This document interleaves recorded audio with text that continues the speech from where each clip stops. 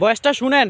মদিনার বাজার দিয়ে নবীজি যাচ্ছেন, নবীজির একটা ওট পছন্দ হয়েছে। তো নবী ওটের মালিকের কাছে গিয়ে জিজ্ঞেস করলেন, ভাইয়া এই ওটটার দাম কত?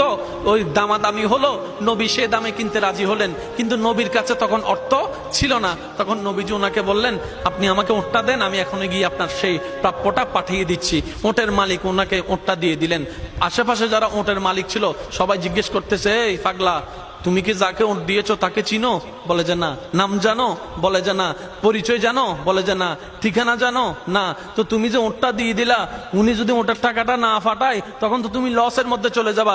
সে ওটের মালিক বলে, এত সুন্দর নুরানি চেহারাওয়ালা কখনো বাটপার হতে পারে না, কখনো চিটার হতে পারে না, কখনো মিথ্যুক হতে পারে না। ওনার চেহারা দেখেই তো আমি ওট বিক্রি করার আগে মনটাই বিক্রি করে দিয়েছি, মনটাই বিক্রি করে দিয়েছি, মনটাই বিক্রি করে দিয়েছি। তোমরা যাই বলো, আমার মন বলে উনি আসবেই আসবে।